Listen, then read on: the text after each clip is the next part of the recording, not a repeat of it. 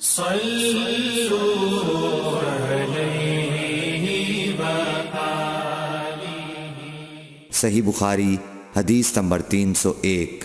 حضرت عائشہ رضی اللہ تعالی عنہا فرماتی ہیں کہ آپ صلی اللہ علیہ وسلم اپنا سر مبارک میری طرف کر دیتے، اس وقت آپ اعتکاف میں بیٹھے ہوئے ہوتے اور میں حیض کی حالت میں ہونے کے باوجود آپ کا سر مبارک دھو دیتی۔ صحیح بخاری حدیث نمبر 302۔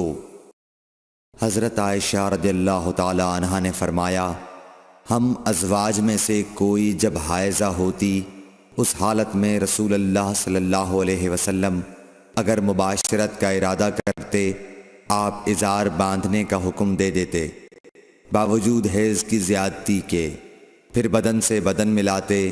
آپ نے کہا، تم میں ایسا کون ہے جو نبی کریم صلی اللہ علیہ وسلم کی طرح اپنی شہوت پر قابو رکھتا ہو؟ صحیح بخاری حدیث نمبر 303۔ نبی کریم صلی اللہ علیہ وسلم اپنی بیویوں میں سے کسی سے مباشرت کرنا چاہتے اور وہ حائضہ ہوتی تو آپ کے حکم سے وہ پہلے ازار باندھ لیتیں۔ صحیح بخاری حدیث نمبر 304۔ رسول کریم صلی اللہ علیہ وسلم عید الاضحیٰ یا عید الفطر میں عیدگاہ تشریف لے گئے۔ وہاں آپ عورتوں کے پاس سے گزرے اور فرمایا، اے عورتوں کی جماعت، صدقہ کرو کیونکہ میں نے جہنم میں زیادہ تم ہی کو دیکھا ہے۔ انہوں نے کہا، یا رسول اللہ صلی اللہ علیہ وسلم، ایسا کیوں؟ آپ نے فرمایا کہ تم لعن طعن بہت کرتی ہو اور شوہر کی ناشکری کرتی ہو، باوجود عقل اور دین میں ناقص ہونے کے میں نے تم سے زیادہ کسی کو بھی ایک عقل مند اور تجربہ کار آدمی کو دیوانہ بنا دینے والا نہیں دیکھا۔ عورتوں نے عرض کی کہ ہمارے دین اور ہماری عقل میں نقصان کیا ہے یا رسول اللہ؟ آپ نے فرمایا، کیا عورت کی گواہی مرد کی گواہی سے نصف نہیں ہے؟ انہوں نے کہا، جی ہے۔ آپ نے فرمایا، بس یہی اس کی عقل کا نقصان ہے۔ پھر آپ نے پوچھا، کیا ایسا نہیں ہے کہ جب عورت حائضہ ہو تو نہ نماز پڑھ سکتی ہے نہ روزہ رکھ سکتی ہے؟ عورتوں نے کہا، ایسا ہی ہے۔ آپ نے فرمایا کہ یہی اس کے دین کا نقصان ہے۔ صحیح بخاری حدیث نمبر 305۔ حضرت عائشہ رضی اللہ تعالی عنہا نے فرمایا کہ ہم رسول اللہ صلی اللہ علیہ وسلم کے ساتھ حج کے لیے اس طرح نکلے کہ ہماری زبانوں پر حج کے علاوہ اور کوئی ذکر ہی نہ تھا۔ جب ہم مقام صرف پہنچے تو مجھے حیض آ گیا۔ اس غم سے میں رو رہی تھی کہ نبی صلی اللہ علیہ وسلم تشریف لائے۔ آپ نے پوچھا، کیوں رو رہی ہو؟ میں نے کہا، کاش میں اس سال حج کا ارادہ ہی نہ کرتی۔ آپ نے فرمایا، شاید تمہیں حیض آ گیا ہے۔ میں نے کہا، جی ہاں۔ آپ نے فرمایا، یہ چیز تو اللہ تعالیٰ نے آدم کی بیٹیوں کے لیے مقرر کر دی ہے، اس لیے تم جب تک پاک نہ ہو جاؤ طواف بیت اللہ کے علاوہ حاجیوں کی طرح تمام کام انجام دو۔ صحیح بخاری حدیث نمبر 306۔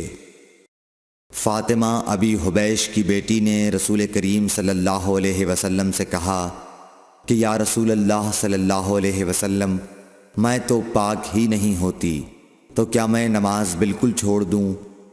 حضور صلی اللہ علیہ وسلم نے فرمایا کہ یہ رگ کا خون ہے، حیض نہیں، اس لیے جب حیض کے دن جن میں کبھی پہلے تمہیں عادتاً حیض آیا کرتا تھا آئیں تو نماز چھوڑ دے، اور جب اندازے کے مطابق وہ دن گزر جائیں تو خون دھو ڈال اور نماز پڑھ۔ صحیح بخاری حدیث نمبر 307۔ ایک عورت نے رسول کریم صلی اللہ علیہ وسلم سے سوال کیا۔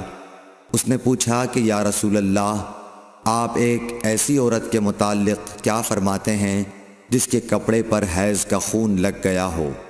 تو رسول اللہ صلی اللہ علیہ وسلم نے فرمایا کہ اگر کسی عورت کے کپڑے پر حیض کا خون لگ جائے تو چاہیے کہ اسے رگڑ ڈالے، اس کے بعد اسے پانی سے دھوئے، پھر اس کپڑے میں نماز پڑھ لے۔ صحیح بخاری حدیث نمبر 308۔ حضرت عائشہ رضی اللہ تعالی عنہا نے فرمایا کہ ہمیں حیض آتا تو کپڑے کو پاک کرتے وقت ہم خون کو مل دیتے، پھر اس جگہ کو دھو لیتی اور تمام کپڑے پر پانی بہا دیتیں اور اسے پہن کر نماز پڑھتیں۔ صحیح بخاری حدیث نمبر 309۔ نبی کریم صلی اللہ علیہ وسلم کے ساتھ آپ کی بعض ازواج نے اعتکاف کیا، حالانکہ وہ مستحاضہ تھیں اور انہیں خون آتا تھا، اس لیے خون کی وجہ سے تشت اکثر اپنے نیچے رکھ لیتیں۔ اور اکرمہ نے کہا کہ عائشہ رضی اللہ تعالی عنہا نے قسم کا پانی دیکھا تو فرمایا یہ تو ایسا ہی معلوم ہوتا ہے جیسے فلاں صاحبہ کو استحاضہ کا خون آتا تھا۔ صحیح بخاری حدیث نمبر 310۔ حضرت عائشہ رضی اللہ تعالی عنہا نے فرمایا کہ رسول اللہ صلی اللہ علیہ وسلم کے ساتھ آپ کی ازواج میں سے ایک نے اعتکاف کیا، وہ خون اور زردی نکلتے دیکھتیں، تشت ان کے نیچے ہوتا اور نماز ادا کرتی تھیں۔ صحیح بخاری حدیث نمبر 311۔ حضرت عائشہ رضی اللہ تعالی عنہا نے فرمایا کہ بعض امہات المومنین نے اعتکاف کیا حالانکہ وہ مستحاضہ تھیں۔ صحیح بخاری حدیث نمبر 312۔ عبداللہ بن ابی نجیح نے مجاہد سے کہا کہ حضرت عائشہ رضی اللہ تعالی عنہا نے فرمایا کہ ہمارے پاس صرف ایک کپڑا ہوتا تھا جسے ہم حیض کے وقت پہنتی تھیں، جب اس میں خون لگ جاتا تو اس پر تھوک ڈال لیتیں اور پھر اسے ناخنوں سے مسل دیتیں۔ صحیح بخاری حدیث نمبر 313۔ ہم سے عبداللہ بن عبد الوہاب نے بیان کیا، انہوں نے کہا ہم سے حماد بن زیب نے ایوب سختیانی سے، انہوں نے حفصہ سے، وہ ام عطیہ سے۔ آپ نے فرمایا کہ ہمیں کسی میت پر 3 دن سے زیادہ سوگ کرنے سے منع کیا جاتا تھا، لیکن شوہر کی موت پر 4 مہینے 10 دن کے سوگ کا حکم تھا۔ ان دنوں میں ہم نہ سرما لگاتی نہ خوشبو، اور عصب یمن کی بنی ہوئی ایک چادر جو رنگین بھی ہوتی تھی کے علاوہ کوئی رنگین کپڑا ہم استعمال نہیں کرتی تھیں، اور ہمیں عدت کے دنوں میں حیض کے غسل کے بعد قصد اظفار استعمال کرنے کی اجازت تھی، اور ہمیں جنازے کے پیچھے چلنے سے منع کیا جاتا تھا۔ اس حدیث کو ہشام بن حسان نے حفصہ سے، انہوں نے ام عطیہ سے، انہوں نے نبی کریم صلی اللہ علیہ وسلم سے روایت کیا ہے۔ صحیح بخاری حدیث نمبر 314۔ حضرت عائشہ رضی اللہ تعالی عنہا نے فرمایا کہ ایک انصاریہ عورت نے رسول اللہ صلی اللہ علیہ وسلم سے پوچھا کہ میں حیض کا غسل کیسے کروں؟ آپ نے فرمایا کہ مشک میں بسا ہوا کپڑا لے کر اس سے پاکی حاصل کر۔ اس نے پوچھا اس سے کس طرح پاکی حاصل کروں؟ آپ نے فرمایا اس سے پاکی حاصل کر۔ اس نے دوبارہ پوچھا کہ کس طرح؟ آپ نے فرمایا سبحان اللہ، پاکی حاصل کر۔ پھر میں نے اسے اپنی طرف کھینچ لیا اور کہا کہ اسے خون لگی ہوئی جگہوں پر پھیر لیا کر۔ صحیح بخاری حدیث نمبر 315۔ حضرت عائشہ رضی اللہ تعالی عنہا نے بیان کیا کہ انصاریہ عورت نے رسول اللہ صلی اللہ علیہ وسلم سے پوچھا کہ میں حیض کا غسل کیسے کروں؟ آپ نے فرمایا کہ ایک مشک میں بسا ہوا کپڑا لے اور پاکی حاصل کر۔ یہ آپ نے 3 دفعہ فرمایا۔ پھر حضور صلی اللہ علیہ وسلم شرمائے اور آپ نے اپنا چہرہ مبارک پھیر لیا یا فرمایا کہ اس سے پاکی حاصل کر۔ پھر میں نے انہیں پکڑ کر کھینچ لیا اور نبی کریم صلی اللہ علیہ وسلم جو بات کہنا چاہتے تھے وہ میں نے اسے سمجھائی۔ صحیح بخاری حدیث نمبر 316۔ حضرت عائشہ رضی اللہ تعالی عنہا نے بتلایا کہ میں نے نبی کریم صلی اللہ علیہ وسلم کے ساتھ حجۃ الوداع کیا، میں تمتع کرنے والوں میں تھی اور ہدی یعنی قربانی کا جانور اپنے ساتھ نہیں لے گئی تھی۔ حضرت عائشہ رضی اللہ تعالی عنہا نے اپنے متعلق بتایا کہ پھر وہ حائضہ ہو گئیں اور عرفہ کی رات آ گئی اور ابھی تک وہ پاک نہیں ہوئی تھیں اس لیے انہوں نے رسول اللہ صلی اللہ علیہ وسلم سے کہا کہ حضور آج عرفہ کی رات ہے اور میں عمرے کی نیت کر چکی تھی۔ رسول اللہ صلی اللہ علیہ وسلم نے فرمایا کہ اپنے سر کو کھول ڈال اور کنگاہ کر اور عمرے کو چھوڑ دے۔ میں نے ایسا ہی کیا، پھر میں نے حج پورا کر لیا اور لیلۃ الحصبہ میں عبد الرحمن بن ابو بکر کو حضور صلی اللہ علیہ وسلم نے حکم دیا وہ مجھے اس عمرے کے بدلے میں جس کی نیت میں نے کی تھی تنعیم سے دوسرا عمرہ کرا لائے۔ صحیح بخاری حدیث نمبر 317۔ حضرت عائشہ رضی اللہ تعالی عنہا نے فرمایا ہم ذی الحجہ کا چاند دیکھتے ہی نکلے۔ رسول کریم صلی اللہ علیہ وسلم نے فرمایا کہ جس کا دل چاہے تو اسے عمرے کا احرام باندھ لینا چاہیے، کیونکہ اگر میں حدیث ساتھ نہ لاتا تو میں بھی عمرے کا احرام باندھتا۔ اس پر بعض صحابہ نے عمرے کا احرام باندھا اور بعض نے حج کا۔ میں بھی ان لوگوں میں سے تھی جنہوں نے عمرے کا احرام باندھا تھا، مگر عرفہ کا دن آ گیا اور میں حیض کی حالت میں تھی۔ میں نے نبی کریم صلی اللہ علیہ وسلم سے اس کے متعلق شکایت کی تو آپ نے فرمایا کہ عمرہ چھوڑ اور اپنا سر کھول اور کنگاہ کر اور حج کا احرام باندھ لے۔ میں نے ایسا ہی کیا، یہاں تک کہ جب حصبہ کی رات آئی تو رسول اللہ صلی اللہ علیہ وسلم نے میرے ساتھ میرے بھائی عبد الرحمن بن ابی بکر کو بھیجا۔ میں تنعیم گئی اور وہاں سے اپنے عمرے کے بدلے دوسرے عمرے کا احرام باندھا۔ حشام نے کہا کہ ان میں سے کسی بات کی وجہ سے بھی نہ حدی واجب ہوئی اور نہ روزہ اور نہ صدقہ۔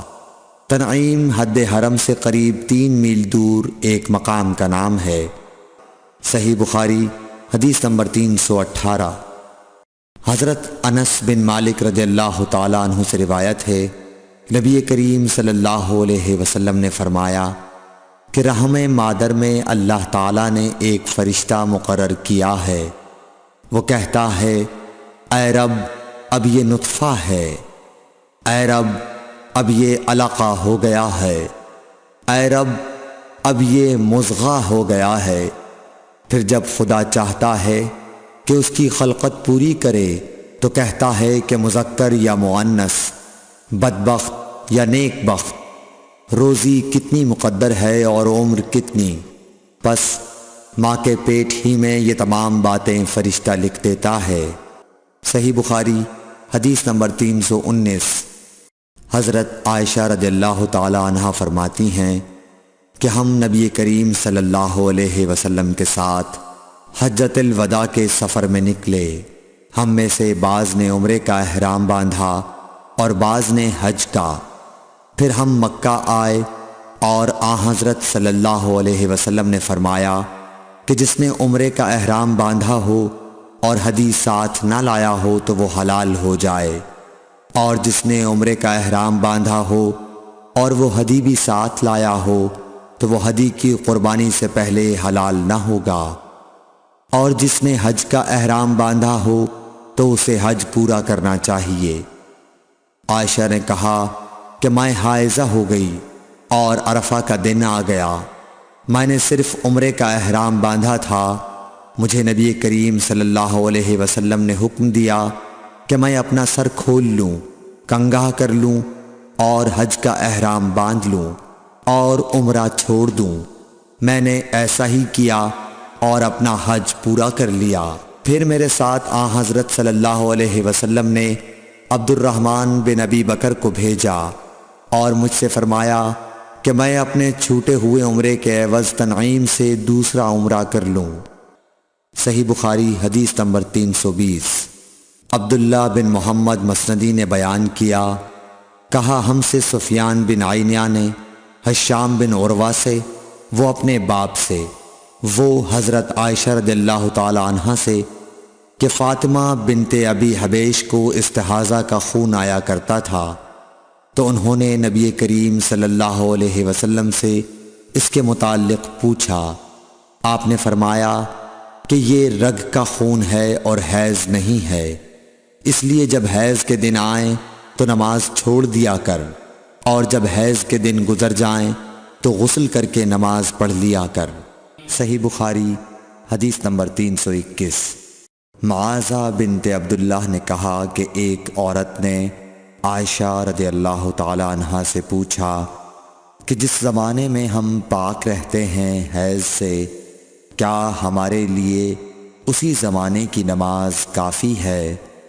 اس پر عائشہ رضی اللہ تعالی عنہا نے فرمایا کہ کیا تم حروریہ ہو؟ ہم نبی کریم صلی اللہ علیہ وسلم کے زمانے میں حائضہ ہوتی تھیں اور آپ ہمیں نماز کا حکم نہیں دیتے تھے، یا حضرت عائشہ رضی اللہ تعالی عنہا نے یہ فرمایا کہ ہم نماز نہیں پڑھتی تھیں۔ صحیح بخاری حدیث نمبر 322۔ زینب بنت ابی سلمہ سے روایت ہے، انہوں نے بیان کیا کہ ام سلمہ رضی اللہ عنہا نے فرمایا کہ میں نبی کریم صلی اللہ علیہ وسلم کے ساتھ چادر میں لیٹی ہوئی تھی کہ مجھے حیض آ گیا، اس لیے میں چپکے سے نکل آئی اور اپنے حیض کے کپڑے پہن لیے۔ رسول کریم صلی اللہ علیہ وسلم نے فرمایا، کیا تمہیں حیض آ گیا ہے؟ میں نے کہا جی ہاں۔ پھر مجھے آپ نے بلا لیا اور اپنے ساتھ چادر میں داخل کر لیا۔ زینب نے کہا کہ مجھ سے ام سلمہ نے بیان کیا کہ نبی کریم صلی اللہ علیہ وسلم روزے سے ہوتے اور اسی حالت میں ان کا بوسہ لیتے، اور میں نے اور نبی کریم صلی اللہ علیہ وسلم نے ایک ہی برتن میں جنابت کا غسل کیا۔ صحیح بخاری حدیث نمبر 323۔ زینب بنت ابی سلمہ سے روایت ہے کہ ام سلمہ نے بتلایا کہ میں نبی کریم صلی اللہ علیہ وسلم کے ساتھ ایک چادر میں لیٹی ہوئی تھی کہ مجھے حیض آ گیا۔ میں چپکے سے چلی گئی اور حیض کے کپڑے بدل لیے۔ آپ نے پوچھا، کیا تجھ کو حیض آ گیا ہے؟ میں نے کہا جی ہاں۔ پھر مجھے آپ نے بلا لیا اور میں آپ کے ساتھ چادر میں لیٹ گئی۔ صحیح بخاری حدیث نمبر 324۔ حفصہ بنت سیرین نے فرمایا کہ ہم اپنی کنواری جوان بچیوں کو عیدگاہ جانے سے روکتی تھیں۔ پھر ایک عورت آئی اور بنی خلف کے محل میں اتری، اور انہوں نے اپنی بہن ام عطیہ کے حوالے سے بیان کیا، جن کے شوہر نبی اکرم صلی اللہ علیہ وسلم کے ساتھ 12 لڑائیوں میں شریک ہوئے تھے، اور خود ان کی اپنی بہن اپنے شوہر کے ساتھ 6 جنگوں میں گئی تھیں۔ انہوں نے بیان کیا کہ ہم زخمیوں کی مرہم پٹی کیا کرتی تھیں اور مریضوں کی خبرگیری بھی کرتی تھیں۔ میری بہن نے ایک مرتبہ نبی اکرم صلی اللہ علیہ وسلم سے پوچھا کہ اگر ہم میں سے کسی کے پاس چادر نہ ہو تو کیا اس کے لیے اس میں کوئی حرج ہے کہ وہ نماز عید کے لیے باہر نہ نکلے؟ آپ نے فرمایا، اس کی ساتھی عورت کو چاہیے کہ اپنی چادر کا کچھ حصہ اسے بھی اوڑھا دے، پھر وہ خیر کے مواقع پر اور مسلمانوں کی دعاؤں میں شریک ہوں، یعنی عیدگاہ جائیں۔ پھر جب ام عطیہ آئیں تو میں نے ان سے بھی یہی سوال کیا۔ انہوں نے فرمایا، میرا باپ آپ پر فدا ہو، ہاں آپ نے یہ فرمایا تھا۔ اور ام عطیہ جب بھی حضرت صلی اللہ علیہ وسلم کا ذکر کرتیں تو یہ ضرور فرماتیں کہ میرا باپ آپ پر فدا ہو۔ انہوں نے کہا، میں نے آپ کو یہ کہتے ہوئے سنا کہ جوان لڑکیاں، پردے والیاں اور حائضہ عورتیں بھی باہر نکلیں اور مواقع خیر میں اور مسلمانوں کی دعاؤں میں شریک ہوں، اور حائضہ عورت جائے نماز سے دور رہے۔ حفصہ کہتی ہیں، میں نے پوچھا، کیا حائضہ بھی؟ انہوں نے فرمایا، کیا وہ عرفات میں فلاں فلاں جگہ نہیں جاتی؟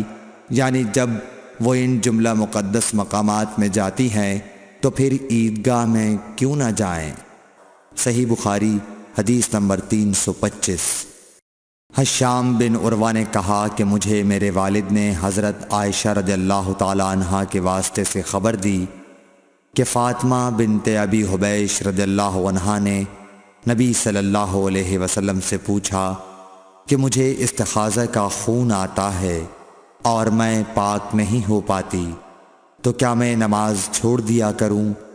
آپ صلی اللہ علیہ وسلم نے فرمایا، نہیں، یہ تو ایک رگ کا خون ہے۔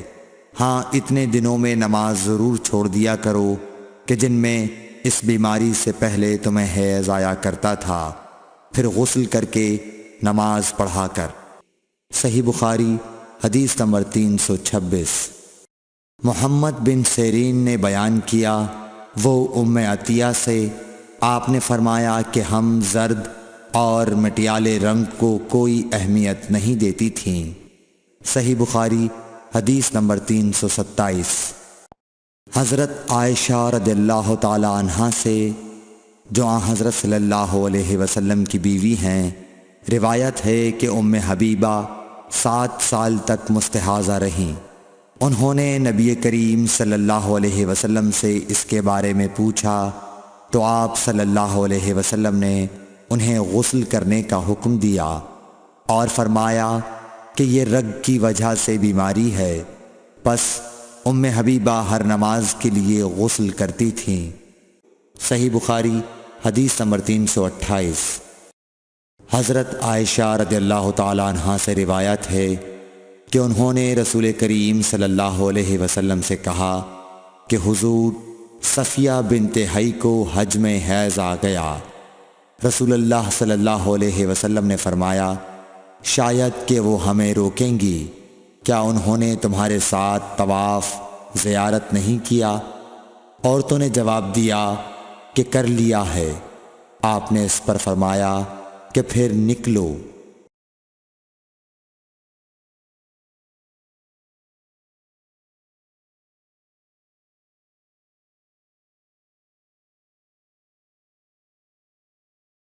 صحیح بخاری حدیث نمبر 331۔ حضرت عائشہ رضی اللہ تعالی عنہا فرماتی ہیں کہ نبی کریم صلی اللہ علیہ وسلم نے فرمایا کہ جب حیض کا زمانہ آئے تو نماز چھوڑ دے، اور جب یہ زمانہ گزر جائے تو خون کو دھو اور نماز پڑھ۔ صحیح بخاری حدیث نمبر 332۔ سمرہ بنت جندب سے روایت ہے کہ ایک عورت ام کعب زچگی میں مر گئی تو حضور صلی اللہ علیہ وسلم نے ان کی نماز جنازہ پڑھی۔ اس وقت آپ ان کے جسم کے وسط میں کھڑے ہوئے۔ صحیح بخاری حدیث نمبر 333۔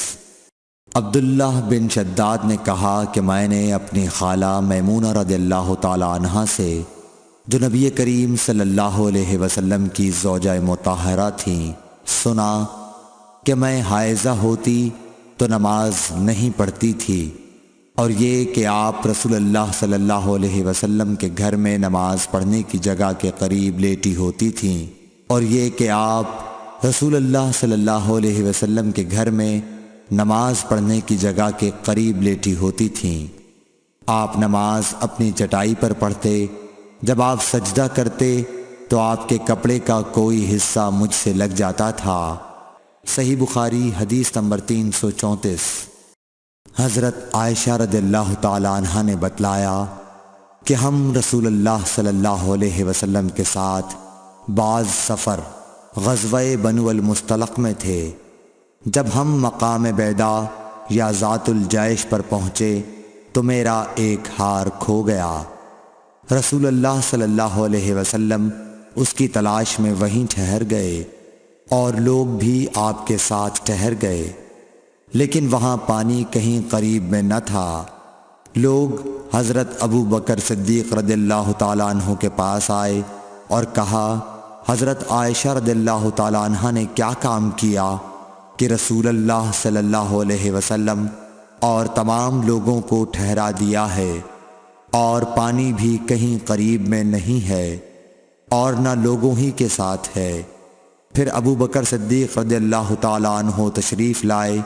رسول اللہ صلی اللہ علیہ وسلم اپنا سر مبارک میری ران پر رکھے ہوئے سو رہے تھے۔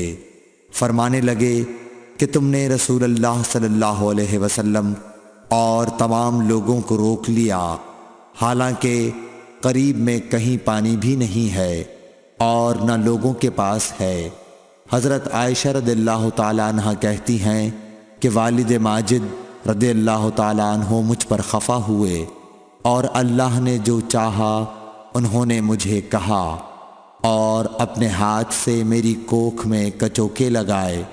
رسول اللہ صلی اللہ علیہ وسلم کا سر مبارک میری ران پر تھا، اس وجہ سے میں حرکت بھی نہیں کر سکتی تھی۔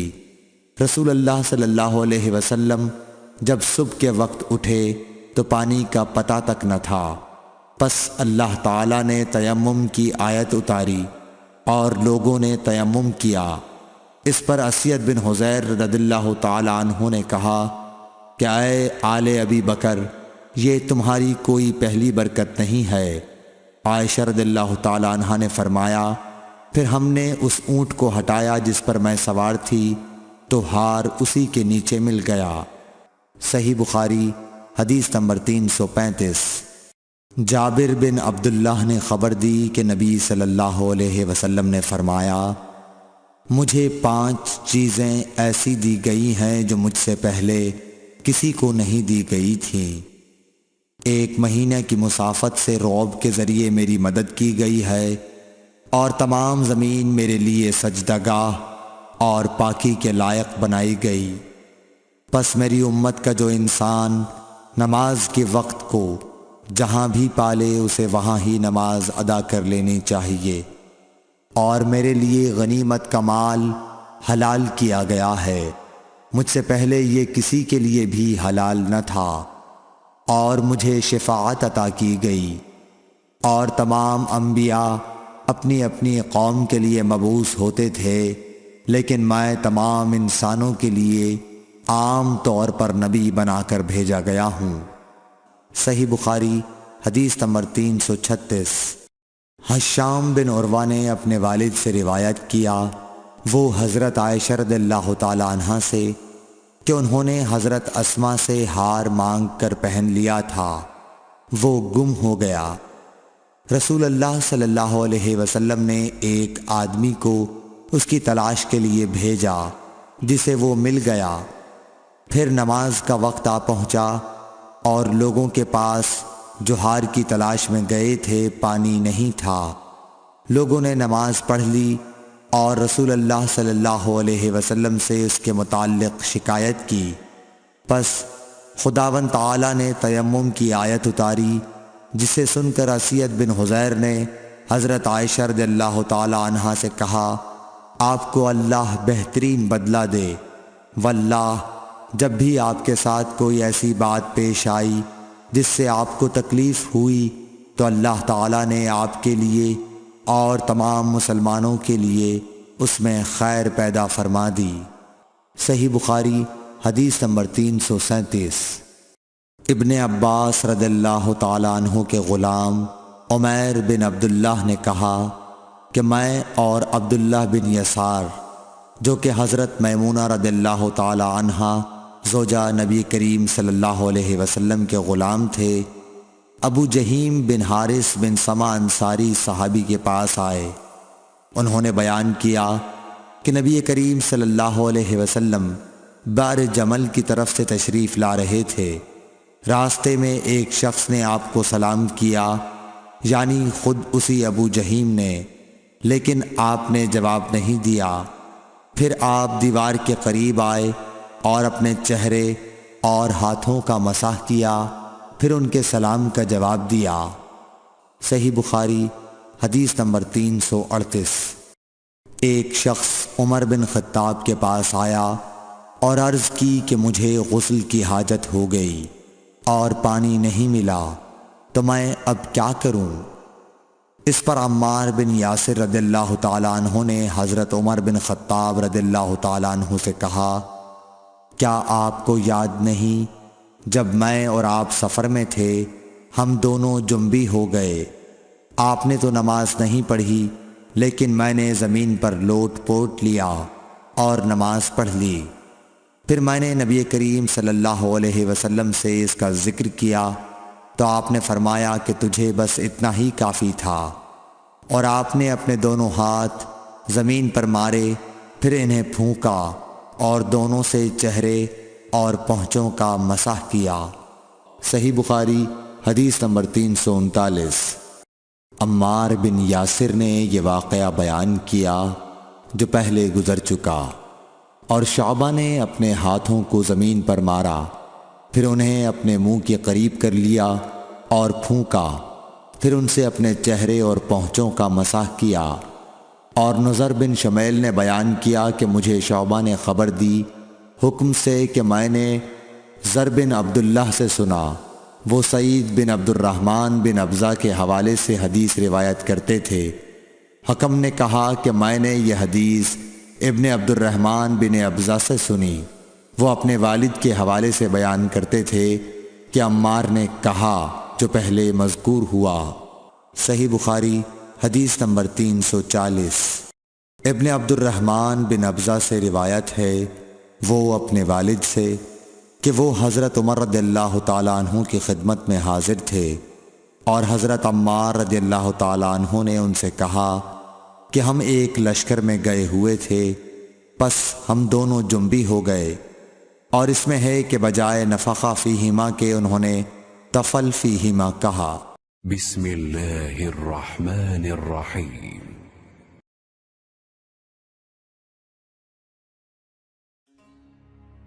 حضرت عمار رضی اللہ تعالیٰ عنہ نے عمر رضی اللہ تعالیٰ عنہ سے کہا کہ میں تو زمین میں لوٹ پوٹ ہو گیا، پھر نبی صلی اللہ علیہ وسلم کی خدمت میں حاضر ہوا تو آپ نے فرمایا کہ تیرے لیے صرف چہرے اور پونچھوں پر مسح کرنا کافی تھا، زمین پر لیٹنے کی ضرورت نہ تھی۔ صحیح بخاری حدیث نمبر 341۔ عبد الرحمن بن ابزہ نے کہا کہ میں حضرت عمر رضی اللہ تعالیٰ عنہ کی خدمت میں موجود تھا کہ عمار رضی اللہ تعالیٰ عنہ نے ان سے کہا، پھر انہوں نے پوری حدیث بیان کی۔ صحیح بخاری حدیث نمبر 342۔ عبد الرحمن بن ابزہ نے اپنے والد سے حضرت عمار رضی اللہ تعالیٰ عنہ نے بیان کیا، پس نبی کریم صلی اللہ علیہ وسلم نے اپنے ہاتھوں کو زمین پر مارا اور اس سے اپنے چہرے اور پونچھوں کا مسح کیا۔ صحیح بخاری حدیث نمبر 343۔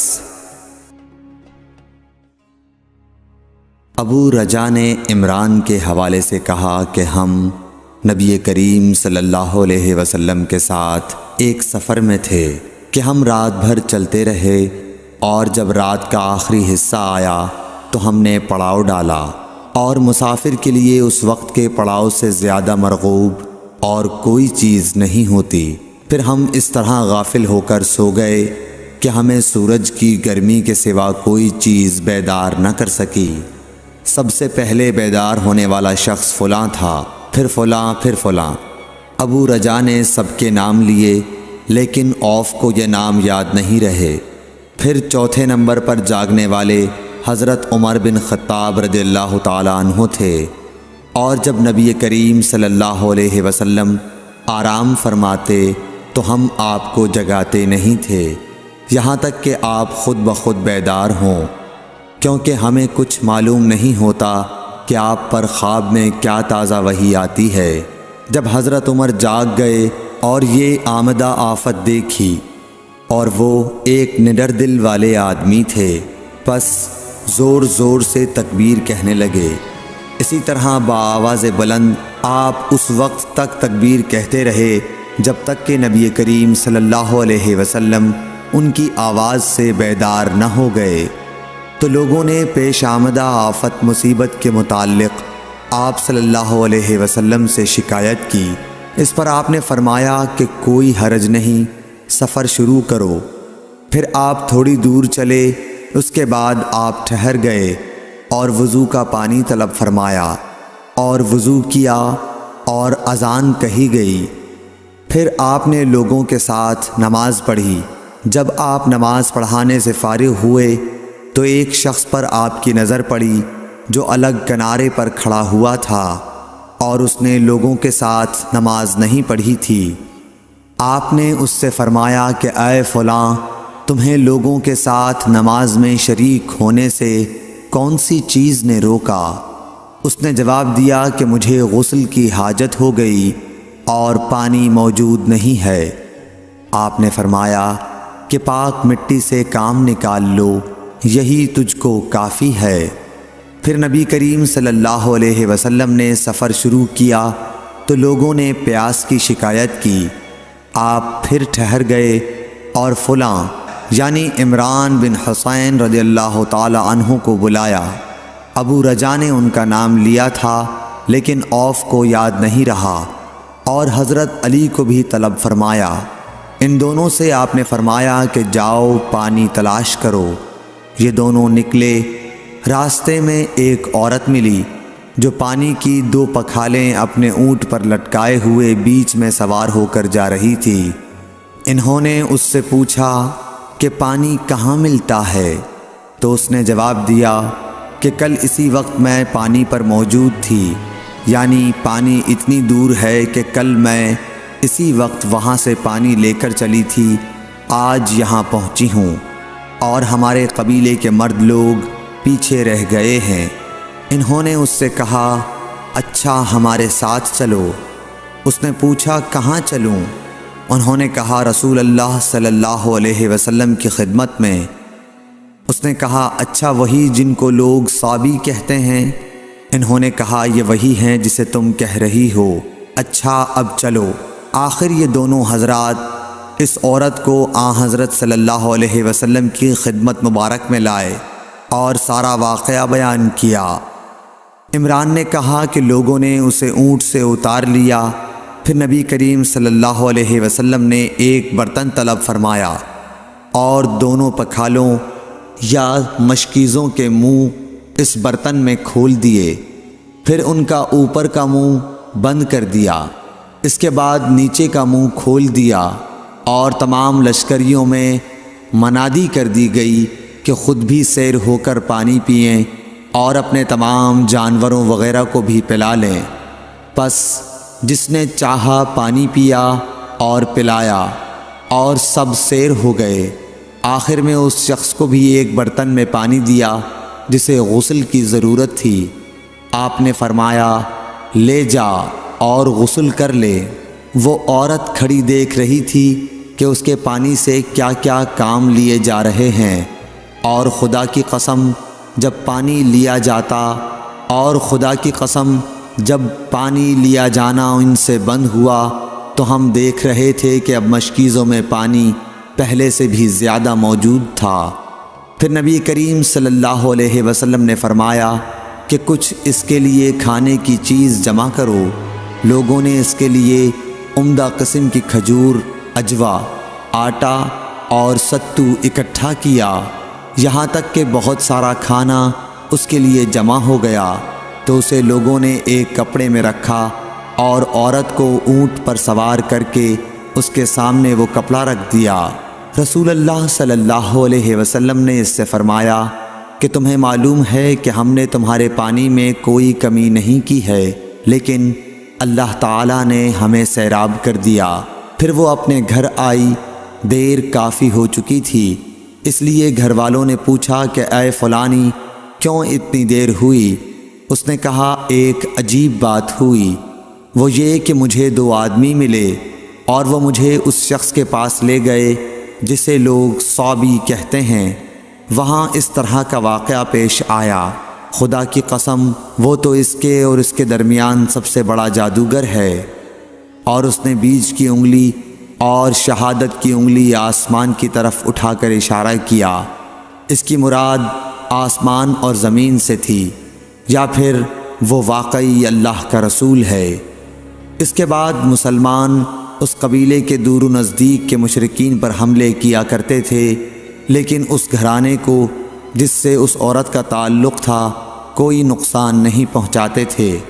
یہ اچھا برتاؤ دیکھ کر ایک دن اس عورت نے اپنی قوم سے کہا کہ میرا خیال ہے کہ یہ لوگ تمہیں جان بوجھ کر چھوڑ دیتے ہیں، تو کیا تمہیں اسلام کی طرف کچھ رغبت ہے؟ قوم نے عورت کی بات مان لی اور اسلام لے آئی۔ حضرت ابو عبداللہ امام بخاری رحمۃ اللہ علیہ نے فرمایا کہ سبا کے معنی ہیں اپنا دین چھوڑ کر دوسرے کے دین میں چلا گیا، اور ابو العالیہ نے کہا ہے کہ صائبین اہل کتاب کا ایک فرقہ ہے جو زبور پڑھتے ہیں، اور سورہ یوسف میں جو عصب کا لفظ ہے وہاں بھی اس کے معنی عمل کے ہیں۔ صحیح بخاری حدیث نمبر 344۔ ابو موسیٰ نے عبداللہ بن مسعود سے کہا کہ اگر غسل کی حاجت ہو اور پانی نہ ملے تو کیا نماز نہ پڑھی جائے؟ عبداللہ نے فرمایا ہاں، اگر مجھے 1 مہینے تک بھی پانی نہ ملے گا تو میں نماز نہ پڑھوں گا۔ اگر اس میں لوگوں کو اجازت دے دی جائے تو سردی معلوم کر کے بھی لوگ تیمم سے نماز پڑھ لیں گے۔ ابو موسیٰ کہتے ہیں کہ میں نے کہا کہ پھر حضرت عمر رضی اللہ تعالیٰ عنہ کے سامنے حضرت عمار رضی اللہ تعالیٰ عنہ کے قول کا کیا جواب ہوگا؟ بولے کہ مجھے تو نہیں معلوم ہے کہ عمر رضی اللہ تعالیٰ عنہ عمار رضی اللہ تعالیٰ عنہ کی بات سے مطمئن ہو گئے تھے۔ صحیح بخاری حدیث نمبر 345۔ ابو موسیٰ نے پوچھا کہ ابو عبد الرحمن، آپ کا کیا خیال ہے کہ اگر کسی کو غسل کی حاجت ہو اور پانی نہ ملے تو وہ کیا کرے؟ عبداللہ نے فرمایا کہ اسے نماز نہ پڑھنی چاہیے جب تک اسے پانی نہ مل جائے۔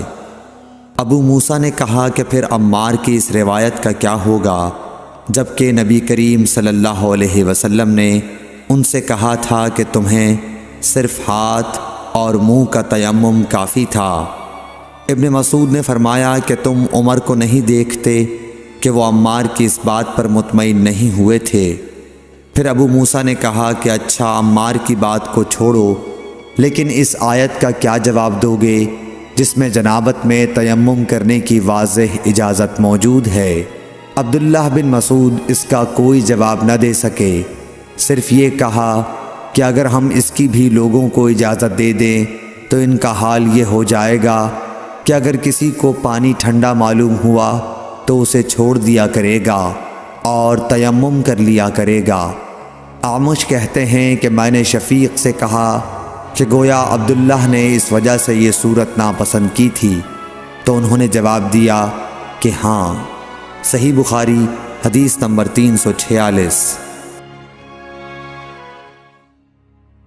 حضرت ابو موسیٰ رضی اللہ تعالی عنہ نے حضرت عبداللہ بن مسعود سے کہا کہ اگر ایک شخص کو غسل کی حاجت ہو اور مہینہ بھر پانی نہ پائے تو کیا وہ تیمم کر کے نماز نہ پڑھے؟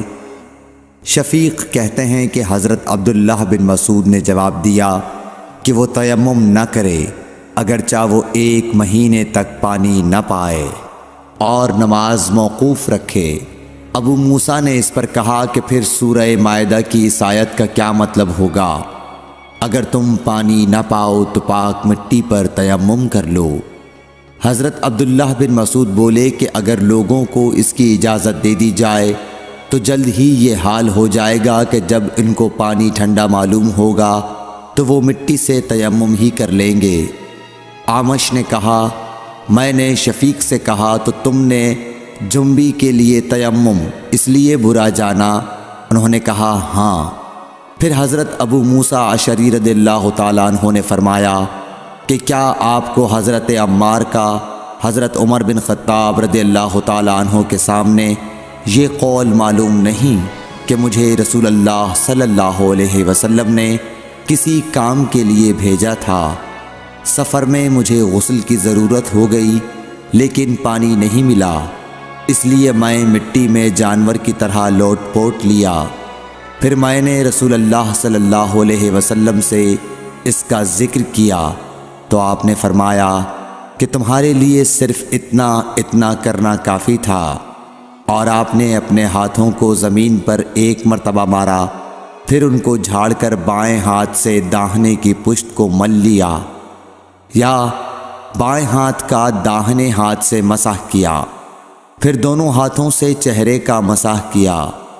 عبداللہ نے اس کا جواب دیا کہ آپ عمر کو نہیں دیکھتے کہ انہوں نے عمار کی بات پر قناعت نہیں کی تھی، اور یعلی بن عبید نے اعمش کے واسطے سے شفیق سے روایت میں یہ زیادتی کی ہے کہ انہوں نے کہا کہ میں عبداللہ اور ابو موسیٰ کی خدمت میں تھا، اور ابو موسیٰ نے فرمایا تھا کہ آپ نے عمر سے عمار کا یہ قول نہیں سنا کہ رسول اللہ صلی اللہ علیہ وسلم نے مجھے اور آپ کو بھیجا۔ پس مجھے غسل کی حاجت ہو گئی اور میں مٹی میں لوٹ پوٹ لیا۔ پھر میں رات رسول اللہ صلی اللہ علیہ وسلم کی خدمت میں حاضر ہوا اور آپ سے صورتحال کے متعلق ذکر کیا تو آپ نے فرمایا کہ تمہیں صرف اتنا ہی کافی تھا، اور آپ نے چہرے اور ہتھیلیوں کا ایک ہی مرتبہ مسح کیا۔ صحیح بخاری حدیث نمبر 347۔ عمران بن حسین خزائی سے روایت ہے کہ رسول اللہ صلی اللہ علیہ وسلم نے ایک آدمی کو دیکھا کہ الگ کھڑا ہوا ہے اور لوگوں کے ساتھ نماز میں شریک نہیں ہو رہا ہے۔ آپ نے فرمایا کہ اے فلاں، تمہیں لوگوں کے ساتھ نماز پڑھنے سے کس چیز نے روک دیا؟ اس نے عرض کی، یا رسول اللہ، مجھے غسل کی ضرورت ہو گئی اور پانی نہیں ہے۔ آپ نے فرمایا، پھر تم کو پاک مٹی سے تیمم کرنا ضروری تھا، پس وہ تمہارے لیے کافی ہوتا۔ صحیح بخاری حدیث نمبر 348۔ ابو ذر غفاری رضی اللہ تعالی عنہ یہ حدیث بیان کرتے تھے کہ حضرت صلی اللہ علیہ وسلم نے فرمایا کہ میرے گھر کی چھت کھول دی گئی۔ اس وقت میں مکے میں تھا۔ پھر جبرائیل علیہ السلام اترے اور انہوں نے میرا سینہ چاک کیا، پھر اسے زمزم کے پانی سے دھویا، پھر ایک سونے کا تشت لائے جو حکمت اور ایمان سے بھرا ہوا تھا، اس کو میرے سینے میں رکھ دیا، پھر سینے کو جوڑ دیا، پھر میرا ہاتھ پکڑا اور مجھے آسمان کی طرف لے کر چلے۔ جب میں پہلے آسمان پر پہنچا تو جبرائیل علیہ السلام نے آسمان کے داروغہ سے کہا، کھولو۔ اس نے پوچھا، آپ کون ہیں؟ جواب دیا کہ جبرائیل۔ پھر انہوں نے پوچھا، کیا آپ کے ساتھ کوئی اور بھی ہے؟ جواب دیا، ہاں، میرے ساتھ محمد صلی اللہ علیہ وسلم ہیں۔ انہوں نے پوچھا کہ کیا ان کے بلانے کے لیے آپ کو بھیجا گیا تھا؟ کہا، جی ہاں۔ پھر جب انہوں نے دروازہ کھولا تو ہم پہلے آسمان پر چڑھ گئے۔ وہاں ہم نے ایک شخص کو بیٹھے ہوئے دیکھا۔ ان کے داہنی طرف کچھ لوگوں کے جھنڈ تھے اور کچھ جھنڈ بائیں طرف تھے۔ جب وہ اپنی داہنی طرف دیکھتے تو مسکراتے اور جب بائیں طرف نظر کرتے تو روتے۔ انہوں نے مجھے دیکھ کر فرمایا، آؤ، اچھے آئے ہو، صالح نبی اور صالح بیٹے۔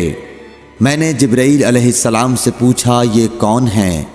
انہوں نے کہا کہ یہ آدم علیہ السلام ہیں، اور ان کے دائیں بائیں جو جھنڈ ہیں یہ ان کے بیٹوں کی روحیں ہیں۔ جو جھنڈ دائیں طرف ہیں وہ جنتی ہیں، اور بائیں طرف کے جھنڈ دوزخی روحیں ہیں۔ اس لیے جب وہ اپنے دائیں طرف دیکھتے ہیں تو خوشی سے مسکراتے ہیں، اور جب بائیں طرف دیکھتے ہیں تو رنج سے روتے ہیں۔ پھر جبرائیل مجھے لے کر دوسرے آسمان تک پہنچے اور اس کے داروغہ سے کہا کہ کھولو۔ اس آسمان کے داروغہ نے بھی پہلے داروغہ کی طرح پوچھا، پھر کھول دیا۔ حضرت انس رضی اللہ تعالی عنہ نے کہا کہ ابو ذر نے ذکر کیا کہ آپ صلی اللہ علیہ وسلم یعنی نبی صلی اللہ علیہ وسلم نے آسمان پر آدم، ادریس، موسیٰ، عیسیٰ اور ابراہیم علیہ السلام کو موجود پایا، اور ابو ذر نے ہر ایک کا ٹھکانہ نہیں بیان کیا، البتہ اتنا بیان کیا کہ حضور صلی اللہ علیہ وسلم نے حضرت آدم کو پہلے آسمان پر پایا اور حضرت ابراہیم کو چھٹے آسمان پر۔ انس نے بیان کیا کہ جب جبرائیل علیہ السلام نبی کریم صلی اللہ علیہ وسلم کے ساتھ ادریس علیہ السلام پر گزرے تو انہوں نے فرمایا کہ آؤ، اچھے آئے ہو، صالح نبی اور صالح بھائی۔ میں نے پوچھا، یہ کون ہیں؟ جواب دیا کہ یہ ادریس علیہ السلام۔ پھر موسیٰ علیہ السلام تک پہنچا انہوں نے فرمایا آؤ اچھے آئے ہو، صالح نبی اور صالح بھائی۔ میں نے پوچھا یہ کون ہیں؟ جبرائیل نے بتایا کہ یہ موسیٰ ہیں۔ پھر میں عیسیٰ علیہ السلام تک پہنچا، انہوں نے کہا آؤ اچھے آئے ہو، صالح نبی اور صالح بھائی۔ میں نے پوچھا یہ کون ہیں؟ جبرائیل علیہ السلام نے بتایا کہ یہ عیسیٰ ہیں۔ پھر میں ابراہیم علیہ السلام تک پہنچا، انہوں نے فرمایا آؤ اچھے آئے ہو، صالح نبی اور صالح بیٹے۔ میں نے پوچھا یہ کون ہیں؟ جبرائیل علیہ السلام نے بتایا کہ یہ حضرت ابراہیم علیہ السلام ہیں۔ ابن شہاب نے کہا کہ مجھے ابو بکر بن حزم نے خبر دی کہ عبداللہ بن عباس اور ابو حبا الانصاری رضی اللہ عنہم کہا کرتے تھے کہ نبی کریم صلی اللہ علیہ وسلم نے فرمایا، پھر مجھے جبرائیل لے کر چڑھے۔ اب میں اس بلند مقام تک پہنچ گیا جہاں میں نے قلم کی آواز سنی جو لکھنے والے فرشتوں کے قلموں کی آواز تھی۔ ابن حزم نے اپنے شیخ سے اور انس بن مالک نے ابو ذر سے نقل کیا کہ نبی کریم صلی اللہ علیہ وسلم نے فرمایا، پس اللہ تعالیٰ نے میری امت پر 50 وقت کی نمازیں فرض کیں۔ میں یہ حکم لے کر واپس لوٹا۔ جب موسیٰ علیہ السلام تک پہنچا تو انہوں نے پوچھا کہ آپ کی امت پر اللہ نے کیا فرض کیا ہے؟ میں نے کہا کہ 50 وقت کی نمازیں فرض کی ہیں۔ انہوں نے فرمایا آپ واپس اپنے رب کی بارگاہ میں جائیے، کیونکہ آپ کی امت اتنی نمازوں کو ادا کرنے کی طاقت نہیں رکھتی ہے۔ میں واپس بارگاہ رب العزت میں گیا تو اللہ نے اس میں سے ایک حصہ کم کر دیا۔ پھر موسیٰ علیہ السلام کے پاس آیا اور کہا کہ ایک حصہ کم کر دیا گیا ہے۔ انہوں نے کہا کہ دوبارہ جائیے، کیونکہ آپ کی امت میں اس کی برداشت کی بھی طاقت نہیں ہے۔ پھر میں بارگاہ رب العزت میں حاضر ہوا، پھر ایک حصہ کم ہوا۔ جب موسیٰ کے پاس پہنچا تو انہوں نے فرمایا کہ اپنے رب کی بارگاہ میں پھر جائیے، کیونکہ آپ کی امت اس کو بھی برداشت نہ کر سکے گی۔ پھر میں بار بار آیا گیا، پس اللہ تعالیٰ نے فرمایا کہ یہ نمازیں عمل میں 5 ہیں اور ثواب میں 50 کے برابر ہیں، میری بات بدلی نہیں جاتی۔ اب میں موسیٰ کے پاس آیا تو انہوں نے پھر کہا کہ اپنے رب کے پاس جاؤ، لیکن میں نے کہا کہ مجھے اپنے رب سے شرم آتی ہے۔ پھر جبرائیل مجھے سدرۃ المنتہا تک لے گئے، جسے کئی طرح کے رنگوں نے ڈھانک رکھا تھا، جن کے متعلق مجھے معلوم نہیں ہوا کہ وہ کیا ہیں۔ اب کے بعد مجھے جنت میں لے جایا گیا۔ میں نے دیکھا کہ اس میں موتیوں کے ہار ہیں اور اس کی مٹی مشک کی ہے۔ صحیح بخاری حدیث نمبر 349۔ حضرت عائشہ صدیقہ رضی اللہ تعالیٰ عنہ نے فرمایا کہ اللہ تعالیٰ نے پہلے نماز میں 2 رکعت فرض کی تھی، سفر میں بھی اور اقامت کی حالت میں بھی۔ پھر سفر کی نماز تو اپنی اصلی حالت پر باقی رکھی گئی اور حالت اقامت کی نمازوں میں زیادتی کر دی گئی۔ صحیح بخاری حدیث نمبر 350۔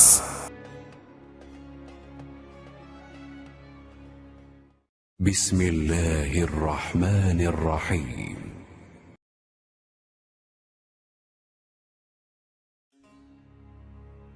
ام عطیہ سے روایت ہے، انہوں نے فرمایا کہ ہمیں حکم ہوا کہ ہم عیدین کے دن حائضہ اور پردہ نشین عورتوں کو بھی باہر لے جائیں تاکہ وہ مسلمانوں کے اجتماع اور ان کی دعاؤں میں شریک ہو سکیں۔ البتہ حائضہ عورتوں کو نماز پڑھنے کی جگہ سے دور رکھیں۔ ایک عورت نے کہا یا رسول اللہ، ہم میں بعض عورتیں ایسی بھی ہوتی ہیں جن کے پاس پردہ کرنے کے لیے چادر نہیں ہوتی۔ آپ نے فرمایا کہ اس کی ساتھی عورت اپنی چادر کا ایک حصہ اسے اوڑھا دے۔ اور عبداللہ بن رجاء نے کہا ہم سے عمران قطان نے بیان کیا، کہا ہم سے محمد بن سیرین نے، کہا ہم سے ام عطیہ نے، میں نے حضرت صلی اللہ علیہ وسلم سے سنا اور یہی حدیث بیان کی۔ صحیح بخاری حدیث نمبر 351۔ حضرت جابر بن عبداللہ رضی اللہ تعالی عنہ نے تہبند باندھ کر نماز پڑھی، جسے انہوں نے سر تک باندھ رکھا تھا اور آپ کے کپڑے کھونٹی پر لٹکے ہوئے تھے۔ ایک کہنے والے نے کہا کہ آپ ایک تہبند میں نماز پڑھتے ہیں؟ آپ نے جواب دیا کہ میں نے ایسا اس لیے کیا کہ تجھ جیسا کوئی احمق مجھے دیکھے۔ بھلا رسول اللہ صلی اللہ علیہ وسلم کے زمانے میں 2 کپڑے بھی کس کے پاس تھے؟ صحیح بخاری حدیث نمبر 352۔ محمد بن منقدر نے کہا کہ میں نے جابر رضی اللہ تعالیٰ عنہ کو ایک کپڑے میں نماز پڑھتے دیکھا، اور انہوں نے بتلایا کہ میں نے نبی صلی اللہ علیہ وسلم کو بھی ایک ہی کپڑے میں نماز پڑھتے دیکھا تھا۔ صحیح بخاری حدیث نمبر 353۔ عمر بن ابی سلمہ سے روایت ہے کہ نبی کریم صلی اللہ علیہ وسلم نے ایک کپڑے میں نماز پڑھی، اور آپ نے کپڑے کے دونوں کناروں کو مخالف طرف کے کندھے پر ڈال لیا۔ صحیح بخاری حدیث نمبر 354۔ عمر بن ابی سلمہ سے روایت ہے کہ نبی کریم صلی اللہ علیہ وسلم کو ام سلمہ کے گھر میں ایک کپڑے میں نماز پڑھتے دیکھا۔ کپڑے کے دونوں کناروں کو آپ نے دونوں کندھوں پر ڈال رکھا تھا۔ صحیح بخاری حدیث نمبر 355۔ عمر بن ابی سلمہ نے خبر دی کہ میں نے رسول اللہ صلی اللہ علیہ وسلم کو حضرت ام سلمہ کے گھر میں ایک کپڑے میں نماز پڑھتے ہوئے دیکھا۔ آپ اسے لپیٹے ہوئے تھے اور اس کے دونوں کناروں کو دونوں کندھوں پر ڈالے ہوئے تھے۔ صحیح بخاری حدیث نمبر 356۔ ام ہانی بنت ابی طالب کے غلام ابو مرہ یزید نے بیان کیا کہ انہوں نے ام ہانی بنت ابی طالب سے یہ سنا۔ وہ فرماتی تھیں کہ میں فتح مکہ کے موقع پر نبی کریم صلی اللہ علیہ وسلم کی خدمت میں حاضر ہوئی۔ میں نے دیکھا کہ آپ غسل کر رہے ہیں اور آپ کی صاحبزادی فاطمہ پردہ کیے ہوئے ہیں۔ انہوں نے کہا کہ میں نے حضور صلی اللہ علیہ وسلم کو سلام کیا۔ آپ نے پوچھا کہ کون ہے؟ میں نے بتایا کہ ام ہانی بنت ابی طالب ہوں۔ آپ نے فرمایا اچھی آئی ہو ام ہانی۔ پھر جب آپ نہانے سے فارغ ہو گئے تو اٹھے اور 8 رکعت نماز پڑھی، ایک ہی کپڑے میں لپٹ کر۔ جب آپ نماز پڑھ چکے تو میں نے عرض کی کہ یا رسول اللہ صلی اللہ علیہ وسلم، میرے ماں کے بیٹے حضرت علی بن ابی طالب کا دعویٰ ہے کہ وہ ایک شخص کو ضرور قتل کرے گا، حالانکہ میں نے اسے پناہ دے رکھی ہے۔ یہ میرے خاوند حبیرہ کا فلاں بیٹا ہے۔ رسول کریم صلی اللہ علیہ وسلم نے فرمایا کہ ام ہانی جسے تم نے پناہ دے دی، ہم نے بھی اسے پناہ دے دی۔ ام ہانی نے کہا کہ یہ نماز چاشت تھی۔ صحیح بخاری حدیث نمبر 357۔ سعید بن مسیب سے روایت ہے، وہ حضرت ابو ہریرہ رضی اللہ تعالیٰ عنہ سے کہ ایک پوچھنے والے نے رسول اللہ صلی اللہ علیہ وسلم سے ایک کپڑے میں نماز پڑھنے کے متعلق پوچھا تو آپ صلی اللہ علیہ وسلم نے فرمایا کچھ برا نہیں، بھلا کیا تم سب میں ہر شخص کے پاس 2 کپڑے ہیں؟ صحیح بخاری حدیث نمبر 358۔ حضرت ابو ہریرہ رضی اللہ تعالیٰ عنہ سے روایت ہے کہ رسول اللہ صلی اللہ علیہ وسلم نے فرمایا کہ کسی شخص کو بھی ایک کپڑے میں نماز اس طرح نہ پڑھنی چاہیے کہ اس کے کندھوں پر کچھ نہ ہو۔ صحیح بخاری حدیث نمبر 359۔ حضرت ابو ہریرہ رضی اللہ تعالیٰ عنہ فرماتے تھے، میں اس کی گواہی دیتا ہوں کہ رسول اللہ صلی اللہ علیہ وسلم کو میں نے یہ ارشاد فرماتے سنا تھا کہ جو شخص ایک کپڑے میں نماز پڑھے اسے کپڑے کے دونوں کناروں کو اس کے مخالف سمت کے کندھے پر ڈال لینا چاہیے۔ صحیح بخاری حدیث نمبر 360۔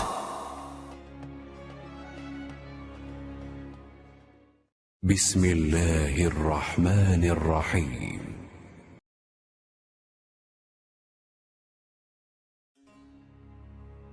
ہم سے یحییٰ بن صالح نے بیان کیا، کہا ہم سے فلیح بن سلیمان نے، وہ سعید بن حارث سے، کہا ہم نے جابر بن عبداللہ سے ایک کپڑے میں نماز پڑھنے کے بارے میں پوچھا، تو آپ نے فرمایا کہ میں نبی کریم صلی اللہ علیہ وسلم کے ساتھ ایک سفر غزوہ بوات میں گیا، ایک رات میں کسی ضرورت کی وجہ سے آپ کے پاس آیا، میں نے دیکھا کہ آپ صلی اللہ علیہ وسلم نماز میں مشغول ہیں۔ اس وقت میرے بدن پر صرف ایک ہی کپڑا تھا، اس لیے میں نے اسے لپیٹ لیا اور آپ کے بازو میں ہو کر میں بھی نماز میں شریک ہو گیا۔ جب آپ نماز سے فارغ ہوئے تو دریافت فرمایا، جابر اس رات کے وقت کیسے آئے؟ میں نے آپ صلی اللہ علیہ وسلم سے اپنی ضرورت کے متعلق کہا۔ جب میں فارغ ہو گیا تو آپ نے پوچھا کہ یہ تم نے کیا لپیٹ رکھا تھا جسے میں نے دیکھا؟ میں نے عرض کی کہ ایک ہی کپڑا تھا، اس طرح نہ لپیٹتا تو کیا کرتا؟ آپ صلی اللہ علیہ وسلم نے فرمایا کہ اگر وہ کشادہ ہو تو اسے اچھی طرح لپیٹ لیا کر، اور اگر تنگ ہو تو اس کو تہبند کے طور پر باندھ لیا کر۔ صحیح بخاری حدیث نمبر 361۔ ابو حازم سلمہ بن دینار نے بیان کیا سہل بن سعد ساعدی سے، انہوں نے کہا کہ کئی آدمی نبی کریم صلی اللہ علیہ وسلم کے ساتھ بچوں کی طرح اپنی گردنوں پر ازاریں باندھے ہوئے نماز پڑھتے تھے، اور عورتوں کو آپ کے زمانے میں حکم تھا کہ اپنے سروں کو سجدے سے اس وقت تک نہ اٹھائیں جب تک مرد سیدھے ہو کر بیٹھ نہ جائیں۔ صحیح بخاری حدیث نمبر 362۔ مسروق بن اجدہ نے مغیرہ بن شعبہ سے فرمایا کہ میں نبی کریم صلی اللہ علیہ وسلم کے ساتھ ایک سفر غزوہ تبوک میں تھا، آپ نے ایک موقع پر فرمایا، مغیرہ پانی کی چھاگل اٹھا لے، میں نے اسے اٹھا لیا، پھر رسول اللہ صلی اللہ علیہ وسلم چلے اور میری نظروں سے چھپ گئے، آپ نے قضاء حاجت کی، اس وقت آپ شامی جبہ پہنے ہوئے تھے، آپ ہاتھ کھولنے کے لیے آستین اوپر چڑھانی چاہتے تھے لیکن وہ تنگ تھی، اس لیے آستین کے اندر سے ہاتھ باہر نکالا، میں نے آپ کے ہاتھوں پر پانی ڈالا، آپ صلی اللہ علیہ وسلم نے نماز کے وضو کی طرح وضو کیا اور اپنے خفین پر مسح کیا، پھر نماز پڑھی۔ صحیح بخاری حدیث نمبر 363۔ عمرو بن دینار نے جابر بن عبداللہ انصاری رضی اللہ تعالیٰ عنہ سے سنا، وہ بیان کرتے تھے کہ رسول اللہ صلی اللہ علیہ وسلم نبوت سے پہلے کعبے کے لیے قریش کے ساتھ پتھر ڈھو رہے تھے، اس وقت آپ تہبند باندھے ہوئے تھے، آپ صلی اللہ علیہ وسلم کے چچا عباس نے کہا کہ بھتیجے کیوں نہیں تم تہبند کھول لیتے اور اسے پتھر کے نیچے اپنے کاندھے پر رکھ لیتے تاکہ تم پر آسانی ہو جائے۔ حضرت جابر نے کہا کہ آپ صلی اللہ علیہ وسلم نے تہبند کھول لیا اور کاندھے پر رکھ لیا، اسی وقت غشی کھا کر گر پڑے، اس کے بعد آپ صلی اللہ علیہ وسلم کبھی ننگے نہیں دیکھے گئے۔ صحیح بخاری حدیث نمبر 364۔ حضرت ابو ہریرہ رضی اللہ تعالی عنہ نے فرمایا کہ ایک شخص نبی صلی اللہ علیہ وسلم کے سامنے کھڑا ہوا اور اس نے صرف ایک کپڑا پہن کر نماز پڑھنے کے بارے میں سوال کیا۔ آپ صلی اللہ علیہ وسلم نے فرمایا کہ کیا تم سبھی لوگوں کے پاس 2 کپڑے ہو سکتے ہیں؟ پھر یہی مسئلہ حضرت عمر رضی اللہ تعالی عنہ سے ایک شخص نے پوچھا تو انہوں نے کہا، جب اللہ تعالیٰ نے ہمیں فراغت دی ہے تو تم بھی فراغت کے ساتھ رہو۔ آدمی کو چاہیے کہ نماز میں اپنے کپڑے اکٹھا کر لے، کوئی آدمی تہبند اور چادر میں نماز پڑھے، کوئی تہبند اور قمیص، کوئی تہبند اور قبا میں، کوئی پاجامہ اور چادر میں، کوئی پاجامہ اور قمیص میں، کوئی پاجامہ اور قبا میں، کوئی جانگھیا اور قبا میں، کوئی جانگھیا اور قمیص میں نماز پڑھے۔ ابو ہریرہ رضی اللہ تعالی عنہ نے کہا کہ مجھے یاد آتا ہے کہ آپ نے یہ بھی کہا کہ کوئی جانگھیا اور چادر میں نماز پڑھے۔ صحیح بخاری حدیث نمبر 365۔ ابن عمر رضی اللہ تعالی عنہ نے فرمایا کہ رسول اللہ صلی اللہ علیہ وسلم سے ایک آدمی نے پوچھا کہ احرام باندھنے والے کو کیا پہننا چاہیے، تو آپ نے فرمایا کہ نہ قمیص پہنے نہ پاجامہ، نہ باران کوٹ، اور نہ ایسا کپڑا جس میں زعفران لگا ہوا ہو، اور نہ ورس لگا ہوا کپڑا۔ پھر اگر کسی شخص کو جوتیاں نہ ملیں جن میں پاؤں کھلا رہتا ہو، وہ موزے کاٹ کر پہن لے تاکہ وہ ٹخنوں سے نیچے ہو جائیں۔ اور ابن ابی ذئب نے اس حدیث کو نافع سے بھی روایت کیا، انہوں نے ایسا ہی حضرت صلی اللہ علیہ وسلم سے بھی روایت کیا ہے۔ صحیح بخاری حدیث نمبر 366۔ عبید اللہ بن عبداللہ بن عتبہ نے ابو سعید خدری سے روایت کیا ہے کہ نبی کریم صلی اللہ علیہ وسلم نے سما کی طرح کپڑا بدن پر لپیٹ لینے سے منع فرمایا، اور اس سے بھی منع فرمایا کہ آدمی ایک کپڑے پر اجتبا کرے اور اس کی شرمگاہ پر علیحدہ کوئی دوسرا کپڑا نہ ہو۔ صحیح بخاری حدیث نمبر 367۔ اعرج ابو ہریرہ رضی اللہ تعالیٰ عنہ سے نقل کرتے ہیں کہ نبی کریم صلی اللہ علیہ وسلم نے 2 طرح کی بیع و فروخت سے منع فرمایا، ایک تو چھونے کی بیع سے، دوسرے پھینکنے کی بیع سے، اور اشتعمال السما سے جس کا بیان اوپر گزرا، اور ایک کپڑے میں گوٹ مار کر بیٹھنے سے۔ صحیح بخاری حدیث نمبر 368۔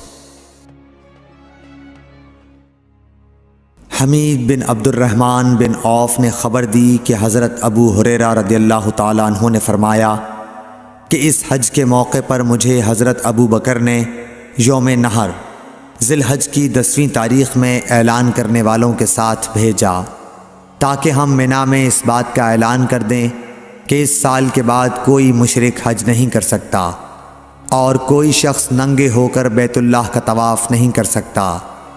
حمید بن عبد الرحمن نے کہا، اس کے بعد رسول اللہ صلی اللہ علیہ وسلم نے حضرت علی رضی اللہ تعالی عنہ کو حضرت ابو بکر کے پیچھے بھیجا اور انہیں حکم دیا کہ وہ سورہ برت پڑھ کر سنا دیں اور اس کے مضامین کا عام اعلان کر دیں۔ ابو ہریرہ رضی اللہ تعالی عنہ فرماتے ہیں کہ حضرت علی رضی اللہ تعالی عنہ نے ہمارے ساتھ نہر کے دن منا میں 10ویں تاریخ کو یہ سنایا کہ آج کے بعد کوئی مشرک نہ حج کر سکے گا اور نہ بیت اللہ کا طواف کوئی شخص ننگے ہو کر کر سکے گا۔ صحیح بخاری حدیث نمبر 369۔ عبد الرحمن بن ابو الموالی نے محمد بن مقدر سے کہا، میں جابر بن عبداللہ انصاری کی خدمت میں حاضر ہوا، وہ ایک کپڑا اپنے بدن پر لپیٹے ہوئے نماز پڑھ رہے تھے، حالانکہ ان کی چادر الگ رکھی ہوئی تھی۔ جب آپ نماز سے فارغ ہوئے تو ہم نے کہا، اے ابو عبداللہ، آپ کی چادر رکھی ہوئی ہے اور آپ اسے اوڑھے بغیر نماز پڑھ رہے ہیں۔ انہوں نے فرمایا، میں نے چاہا کہ تم جیسے جاہل لوگ مجھے اس طرح نماز پڑھتے دیکھ لیں۔ میں نے بھی نبی صلی اللہ علیہ وسلم کو اسی طرح ایک کپڑے میں نماز پڑھتے دیکھا تھا۔ صحیح بخاری حدیث نمبر 370۔ بسم اللہ الرحمن الرحیم۔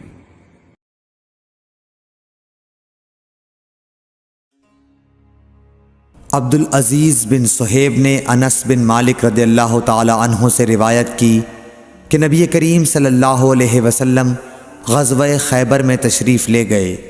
ہم نے وہاں فجر کی نماز اندھیرے ہی میں پڑھی، پھر نبی صلی اللہ علیہ وسلم سوار ہوئے اور ابو طلحہ بھی سوار ہوئے۔ میں ابو طلحہ کے پیچھے بیٹھا ہوا تھا۔ نبی صلی اللہ علیہ وسلم نے اپنی سواری کا رخ خیبر کی گلیوں کی طرف کر دیا میرا گھٹنا نبی کریم صلی اللہ علیہ وسلم کی ران سے چھو جاتا تھا۔ پھر نبی کریم صلی اللہ علیہ وسلم نے اپنی ران سے تہبند کو ہٹایا، یہاں تک کہ میں نبی کریم صلی اللہ علیہ وسلم کی شفاف اور سفید رانوں کی سفیدی اور چمک دیکھنے لگا۔ جب آپ خیبر کی بستی میں داخل ہوئے تو آپ صلی اللہ علیہ وسلم نے فرمایا کہ اللہ اکبر، اللہ سب سے بڑا ہے، خیبر برباد ہو گیا۔ جب ہم کسی قوم کے آنگن میں اتر جائیں تو ڈرائے ہوئے لوگوں کی صبح منحوس ہو جاتی ہے۔ آپ نے یہ 3 مرتبہ فرمایا۔ انس رضی اللہ تعالی عنہ نے کہا کہ خیبر کے یہودی لوگ اپنے کاموں کے لیے باہر نکلے ہی تھے کہ وہ چلا اٹھے، محمد صلی اللہ علیہ وسلم آن پہنچے۔ اور عبدالعزیز راوی نے کہا کہ بعض حضرت انس رضی اللہ تعالی عنہ سے روایت کرنے والے ہمارے ساتھیوں نے والخمیس کا لفظ بھی نقل کیا ہے، یعنی وہ چلا اٹھے کہ محمد لشکر لے کر پہنچ گئے۔ پس ہم نے خیبر لڑ کر فتح کر لیا اور قیدی جمع کیے گئے۔ پھر وحیہ رضی اللہ تعالی عنہ آئے اور عرض کی کہ یا رسول اللہ صلی اللہ علیہ وسلم، قیدیوں میں سے کوئی باندی مجھے عنایت کیجیے۔ آپ صلی اللہ علیہ وسلم نے فرمایا کہ جاؤ کوئی باندی لے لو۔ انہوں نے صفیہ بنت حی کو لے لیا۔ پھر ایک شخص نبی کریم صلی اللہ علیہ وسلم کی خدمت میں حاضر ہوا اور عرض کی کہ یا رسول اللہ، صفیہ جو قریظہ اور نزیر کے سردار کی بیٹی ہیں، انہیں آپ نے وحیہ کو دے دیا، وہ تو صرف آپ ہی کے لیے مناسب تھیں۔ اس پر آپ نے فرمایا کہ وحیہ کو صفیہ کے ساتھ بلاؤ۔ وہ لائے گئے۔ جب نبی کریم صلی اللہ علیہ وسلم نے انہیں دیکھا تو فرمایا کہ قیدیوں میں سے کوئی اور باندی لے لو۔ راوی نے کہا کہ پھر نبی کریم صلی اللہ علیہ وسلم نے صفیہ کو آزاد کر دیا اور انہیں اپنے نکاح میں لے لیا۔ ثابت بنانی نے حضرت انس رضی اللہ تعالی عنہ سے پوچھا کہ ابو حمزہ، ان کا مہر حضور صلی اللہ علیہ وسلم نے کیا رکھا تھا؟ حضرت انس رضی اللہ عنہ نے فرمایا کہ خود انہی کی آزادی ان کا مہر تھا اور اسی پر آپ نے نکاح کیا۔ پھر راستے ہی میں سلیم رضی اللہ عنہ حضرت انس رضی اللہ عنہ کی والدہ نے انہیں دلہن بنایا اور نبی کریم صلی اللہ علیہ وسلم کے پاس رات کے وقت بھیجا۔ اب نبی کریم صلی اللہ علیہ وسلم دلہا تھے، اس لیے آپ نے فرمایا کہ جس کے پاس بھی کچھ کھانے کی چیز ہو تو یہاں لائے۔ آپ نے ایک چمڑے کا دسترخوان بچھایا، بعض صحابہ کھجور لائے، بعض گھی۔ عبدالعزیز نے کہا کہ میرا خیال ہے حضرت انس رضی اللہ عنہ نے ستو کا بھی ذکر کیا۔ پھر لوگوں نے ان کا حلوہ بنا لیا۔ یہ رسول اللہ صلی اللہ علیہ وسلم کا ولیمہ تھا۔ صحیح بخاری حدیث نمبر 371۔ عروہ بن زبیر نے خبر دی کہ حضرت عائشہ رضی اللہ عنہا نے فرمایا کہ نبی صلی اللہ علیہ وسلم فجر کی نماز پڑھتے اور آپ صلی اللہ علیہ وسلم کے ساتھ نماز میں کئی مسلمان عورتیں اپنی چادریں اوڑھے ہوئے شریک نماز ہوتیں، پھر اپنے گھروں کو واپس چلی جاتی تھیں۔ اس وقت انہیں کوئی پہچان نہیں سکتا تھا۔ صحیح بخاری حدیث نمبر 372۔ ابن شہاب نے بیان کیا کہ انہوں نے عروہ سے ام المومنین حضرت عائشہ رضی اللہ تعالی عنہا سے کہ نبی صلی اللہ علیہ وسلم نے ایک چادر میں نماز پڑھی جس میں نقش و نگار تھے۔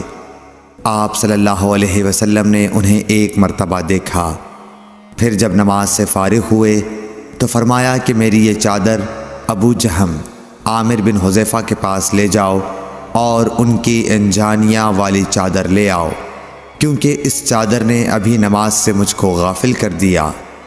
اور ہشام بن عروہ نے اپنے والد سے روایت کی، انہوں نے عائشہ رضی اللہ عنہا سے کہ نبی صلی اللہ علیہ وسلم نے فرمایا کہ میں نماز میں اس کے نقش و نگار دیکھ رہا تھا، پس میں ڈرا کہ کہیں یہ مجھے غافل نہ کر دے۔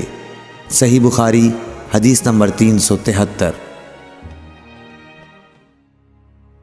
عبدالعزیز بن صہیب نے انس رضی اللہ عنہ سے نقل کیا کہ حضرت عائشہ رضی اللہ عنہا کے پاس ایک رنگین باریک پردہ تھا جسے انہوں نے اپنے گھر کے ایک طرف پردے کے لیے لٹکا دیا تھا۔ آپ صلی اللہ علیہ وسلم نے فرمایا کہ میرے سامنے سے اپنا یہ پردہ ہٹا دو، کیونکہ اس پر نقش شدہ تصاویر برابر میری نماز میں خلل انداز ہوتی رہی ہیں۔ صحیح بخاری حدیث نمبر 374۔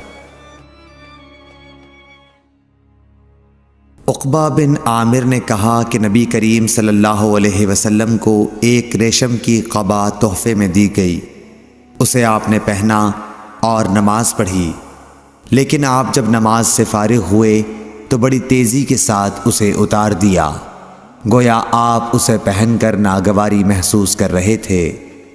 پھر آپ نے فرمایا یہ پرہیزگاروں کے لائق نہیں ہے۔ صحیح بخاری حدیث نمبر 375۔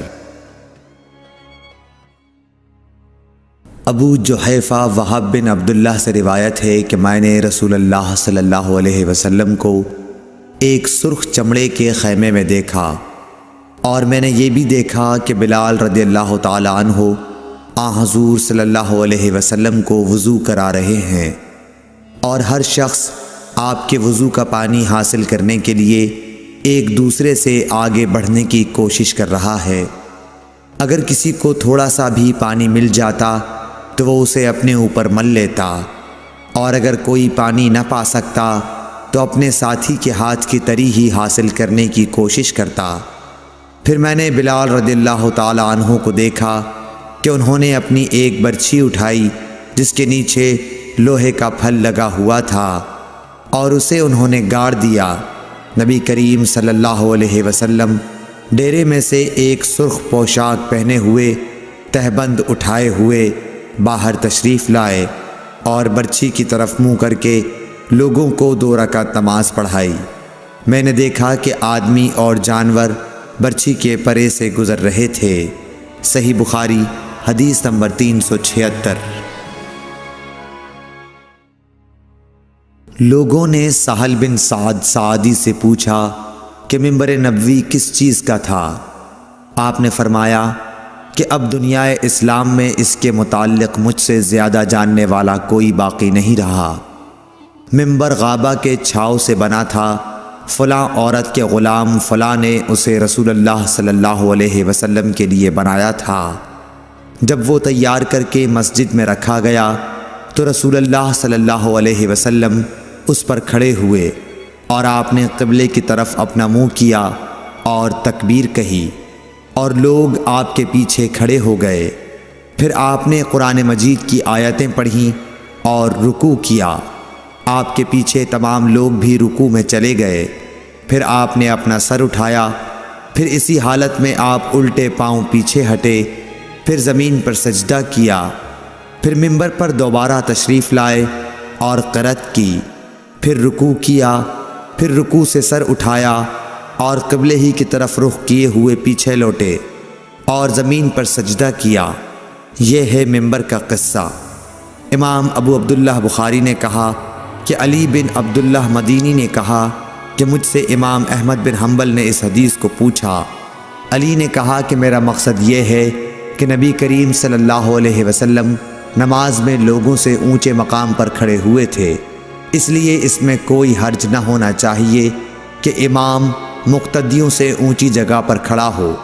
علی بن مدینی کہتے ہیں کہ میں نے امام احمد بن حنبل سے کہا کہ سفیان بن عینیہ سے یہ حدیث اکثر پوچھی جاتی تھی، آپ نے بھی یہ حدیث ان سے سنی ہے؟ تو انہوں نے جواب دیا کہ نہیں۔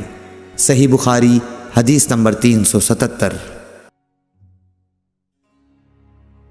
حمید طویل نے خبر دی انس بن مالک سے کہ نبی کریم صلی اللہ علیہ وسلم 5 ہجری میں اپنے گھوڑے سے گر گئے تھے، جس سے آپ کی پنڈلی یا کندھا زخمی ہو گئے، اور آپ نے 1 مہینے تک اپنی بیویوں کے پاس نہ جانے کی قسم کھائی۔ آپ اپنے بالا خانے پر بیٹھ گئے جس کے زینے کھجور کے تنوں سے بنائے گئے تھے۔ صحابہ مزاج پرسی کو آئے، آپ نے انہیں بیٹھ کر نماز پڑھائی اور وہ کھڑے تھے۔ جب آپ نے سلام پھیرا تو فرمایا کہ امام اس لیے ہے کہ اس کی پیروی کی جائے۔ پس جب وہ تکبیر کہے تو تم بھی تکبیر کہو، اور جب وہ رکوع میں جائے تو تم بھی رکوع میں جاؤ، اور جب وہ سجدہ کرے تو تم بھی سجدہ کرو، اور اگر کھڑے ہو کر تمہیں نماز پڑھائے تو تم بھی کھڑے ہو کر نماز پڑھو۔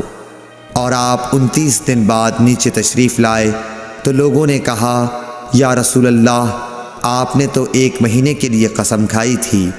آپ نے فرمایا کہ یہ مہینہ 29 دن کا ہے۔ صحیح بخاری حدیث نمبر 378۔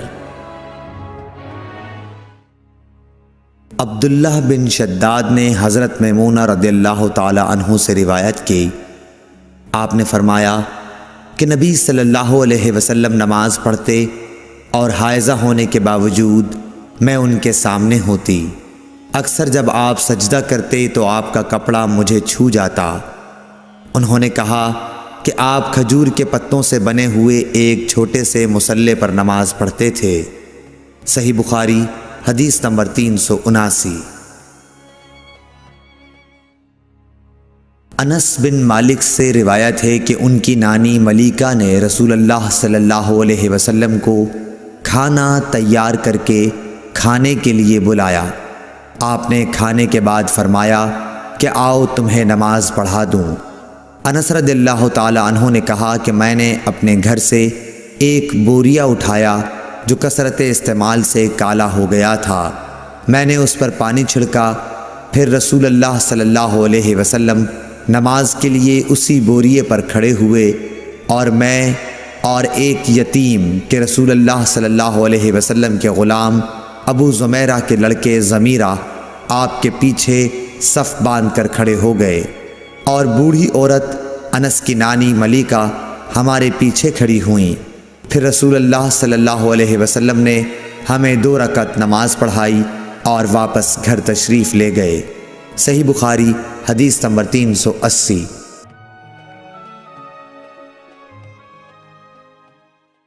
بسم اللہ الرحمن الرحیم۔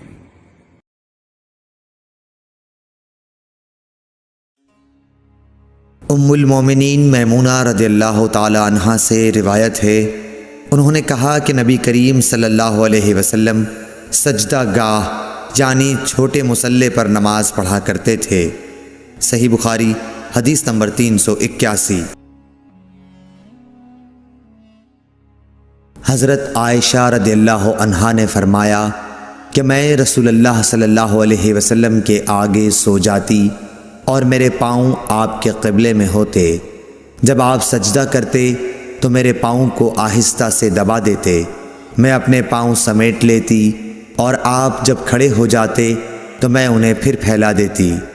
ان دنوں گھروں میں چراغ بھی نہیں ہوا کرتے تھے۔ صحیح بخاری حدیث نمبر 382۔ عروہ نے خبر دی کہ حضرت عائشہ رضی اللہ تعالی عنہا نے انہیں بتایا کہ رسول اللہ صلی اللہ علیہ وسلم اپنے گھر کے بچھونے پر نماز پڑھتے، اور حضرت عائشہ رضی اللہ تعالی عنہا آپ کے اور قبلے کے درمیان اس طرح لیٹی ہوتیں جیسے نماز کے لیے جنازہ رکھا جاتا ہے۔ صحیح بخاری حدیث نمبر 383۔ عروہ بن زبیر سے روایت ہے کہ نبی کریم صلی اللہ علیہ وسلم اس بچھونے پر نماز پڑھتے جس پر آپ اور حضرت عائشہ رضی اللہ تعالی عنہا سوتے، اور حضرت عائشہ رضی اللہ تعالی عنہا آپ کے اور قبلے کے درمیان اس بستر پر لیٹی رہتیں۔ صحیح بخاری حدیث نمبر 384۔ انس بن مالک رضی اللہ تعالی عنہ نے کہا کہ ہم نبی کریم صلی اللہ علیہ وسلم کے ساتھ نماز پڑھتے تھے، پھر سخت گرمی کی وجہ سے کوئی ہم میں سے اپنے کپڑے کا کنارہ سجدے کی جگہ رکھ لیتا۔ صحیح بخاری حدیث نمبر 385۔ ابو مسلمہ سعید بن یزید ازدی نے انس بن مالک رضی اللہ تعالی عنہ سے پوچھا کہ کیا نبی کریم صلی اللہ علیہ وسلم اپنی جوتیاں پہن کر نماز پڑھتے تھے؟ تو انہوں نے فرمایا کہ ہاں۔ صحیح بخاری حدیث نمبر 386۔ ابراہیم نخعی حمام بن حارث سے روایت کرتے تھے، انہوں نے کہا کہ میں نے جریر بن عبداللہ کو دیکھا، انہوں نے پیشاب کیا، پھر وضو کیا اور اپنے موزوں پر مسح کیا، پھر کھڑے ہوئے اور موزوں سمیت نماز پڑھی۔ آپ سے جب اس کے متعلق پوچھا گیا تو فرمایا کہ میں نے نبی کریم صلی اللہ علیہ وسلم کو ایسا ہی کرتے دیکھا ہے۔ ابراہیم نخعی نے کہا کہ یہ حدیث لوگوں کی نظر میں بہت پسندیدہ تھی، کیونکہ جریر رضی اللہ تعالی عنہ آخر میں اسلام لائے تھے۔ صحیح بخاری حدیث نمبر 387۔ مغیرہ بن شعبہ نے کہا کہ میں نے نبی کریم صلی اللہ علیہ وسلم کو وضو کرایا، آپ نے اپنے موزوں پر مسح کیا اور نماز پڑھی۔ صحیح بخاری حدیث نمبر 388۔ حذیفہ رضی اللہ تعالی عنہ نے ایک شخص کو دیکھا جو رکوع اور سجدہ پوری طرح نہیں کرتا تھا۔ جب اس نے اپنی نماز پوری کر لی تو حذیفہ رضی اللہ تعالی عنہ نے فرمایا کہ تم نے نماز ہی نہیں پڑھی۔ ابو وائل راوی نے کہا، میں خیال کرتا ہوں کہ حضرت حذیفہ رضی اللہ تعالی عنہ نے یہ بھی فرمایا کہ اگر تو ایسی ہی نماز پر مر جاتا تو آن حضرت صلی اللہ علیہ وسلم کی سنت پر نہیں مرتا۔ صحیح بخاری حدیث نمبر 389۔ عبداللہ بن مالک بن بحینہ سے روایت ہے کہ نبی کریم صلی اللہ علیہ وسلم جب نماز پڑھتے تو اپنے بازوؤں کے درمیان اس قدر کشادگی کر دیتے کہ دونوں بغلوں کی سفیدی ظاہر ہونے لگتی تھی۔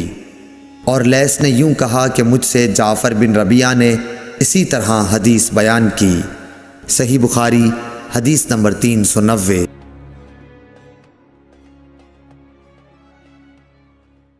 بسم اللہ الرحمن الرحیم۔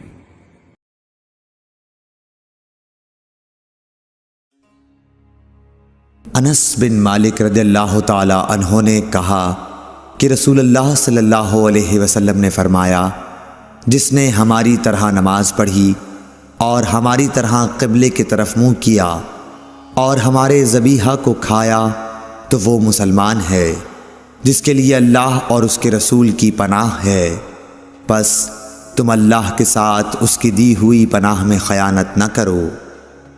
صحیح بخاری حدیث نمبر 391۔ انس بن مالک رضی اللہ تعالی عنہ سے روایت ہے کہ رسول اللہ صلی اللہ علیہ وسلم نے فرمایا، مجھے حکم دیا گیا ہے کہ میں لوگوں کے ساتھ جنگ کروں یہاں تک کہ وہ لا الہ الا اللہ کہیں، پس جب وہ اس کا اقرار کر لیں اور ہماری طرح نماز پڑھنے لگیں اور ہمارے قبلے کی طرف نماز میں منہ کریں اور ہمارے ذبیحہ کو کھانے لگیں تو ان کا خون اور ان کے اموال ہم پر حرام ہو گئے مگر کسی حق کے بدلے، اور باطن میں ان کا حساب اللہ پر رہے گا۔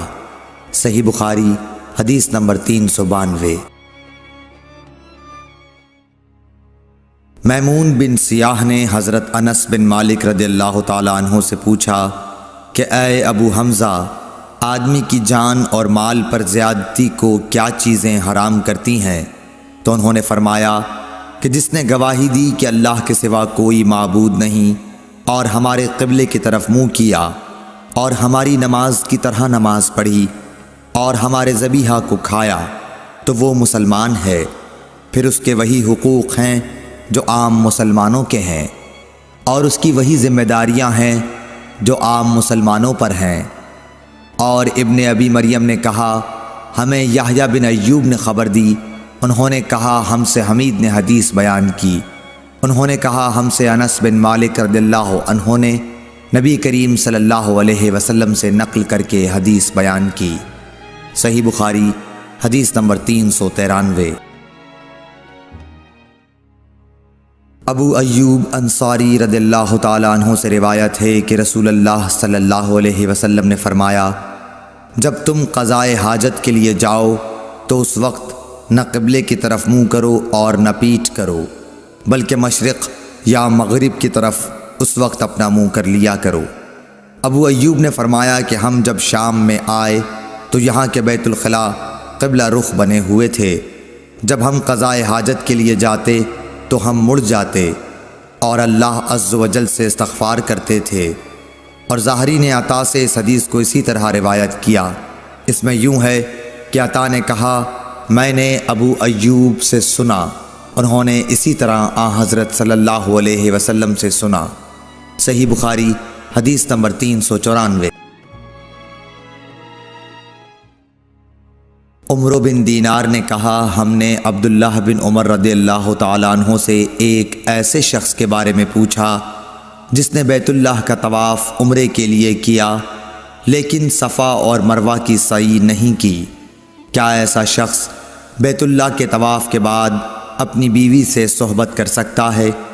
آپ نے جواب دیا کہ نبی کریم صلی اللہ علیہ وسلم تشریف لائے، آپ نے 7 مرتبہ بیت اللہ کا طواف کیا اور مقام ابراہیم کے پاس 2 رکعت نماز پڑھی، پھر صفا اور مروہ کی سعی کی، اور تمہارے لیے نبی کریم صلی اللہ علیہ وسلم کی زندگی بہترین نمونہ ہے۔ صحیح بخاری حدیث نمبر 395۔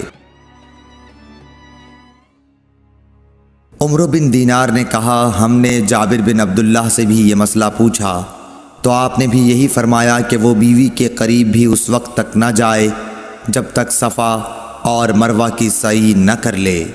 صحیح بخاری حدیث نمبر 396۔ سیف بن ابی سلیمان نے کہا کہ میں نے مجاہد سے سنا، انہوں نے کہا کہ ابن عمر کی خدمت میں ایک آدمی آیا اور کہنے لگا اے لو یہ رسول اللہ صلی اللہ علیہ وسلم آن پہنچے اور آپ کعبے کے اندر داخل ہو گئے۔ ابن عمر نے کہا کہ میں جب آیا تو نبی کریم صلی اللہ علیہ وسلم کعبے سے نکل چکے تھے، میں نے دیکھا کہ بلال دونوں دروازوں کے سامنے کھڑے ہیں۔ میں نے بلال سے پوچھا کہ کیا نبی کریم صلی اللہ علیہ وسلم نے کعبے کے اندر نماز پڑھی ہے؟ انہوں نے کہا کہ ہاں 2 رکعت ان 2 ستونوں کے درمیان پڑھی تھی جو کعبے میں داخل ہوتے وقت بائیں طرف واقع ہیں۔ پھر جب باہر تشریف لائے تو کعبے کے سامنے 2 رکعت نماز ادا فرمائی۔ صحیح بخاری حدیث نمبر 397۔ عطا بن ابی رباح نے کہا کہ میں نے ابن عباس رضی اللہ تعالیٰ عنہ سے سنا کہ جب نبی کریم صلی اللہ علیہ وسلم کعبے کے اندر تشریف لے گئے تو اس کے چاروں کونوں میں آپ نے دعا کی اور نماز پڑھی۔ پھر جب باہر تشریف لائے تو 2 رکعت نماز کعبے کے سامنے پڑھی اور فرمایا کہ یہی قبلہ ہے۔ صحیح بخاری حدیث نمبر 398۔ حضرت برا بن عازب رضی اللہ تعالیٰ عنہ سے روایت ہے کہ نبی کریم صلی اللہ علیہ وسلم نے 16 یا 17 ماہ تک بیت المقدس کی طرف منہ کر کے نمازیں پڑھیں، اور رسول اللہ صلی اللہ علیہ وسلم دل سے چاہتے تھے کہ کعبے کی طرف منہ کر کے نماز پڑھیں۔ آخر اللہ تعالیٰ نے یہ آیت نازل فرمائی ہم آپ کا آسمان کی طرف بار بار چہرہ اٹھانا دیکھتے ہیں۔ پھر آپ نے کعبے کی طرف منہ کر لیا اور احمقوں نے جو یہودی تھے کہنا شروع کیا کہ انہیں اگلے قبلے سے کس چیز نے پھیر دیا۔ آپ فرما دیجئے کہ اللہ ہی کی ملکیت ہے مشرق اور مغرب، اللہ جس کو چاہتا ہے سیدھے راستے کی ہدایت کر دیتا ہے۔ جب قبلہ بدلا تو ایک شخص نے نبی کریم صلی اللہ علیہ وسلم کے ساتھ نماز پڑھی، پھر نماز کے بعد وہ چلا اور انصار کی ایک جماعت پر اس کا گزر ہوا جو عصر کی نماز بیت المقدس کی طرف منہ کر کے پڑھ رہے تھے۔ اس شخص نے کہا کہ میں گواہی دیتا ہوں کہ میں نے نبی کریم صلی اللہ علیہ وسلم کے ساتھ وہ نماز پڑھی ہے جس میں آپ نے موجودہ قبلہ کعبے کی طرف منہ کر کے نماز پڑھی ہے۔ پھر وہ جماعت نماز کی حالت میں ہی مڑ گئی اور کعبے کی طرف منہ کر لیا۔ صحیح بخاری حدیث نمبر 399۔ جابر بن عبداللہ نے فرمایا کہ نبی کریم صلی اللہ علیہ وسلم اپنی سواری پر خواہ اس کا رخ کسی طرف ہو نفل نماز پڑھتے تھے، لیکن جب فرض نماز پڑھنا چاہتے تو سواری سے اتر جاتے اور قبلے کی طرف منہ کر کے نماز پڑھتے۔ صحیح بخاری حدیث نمبر 400۔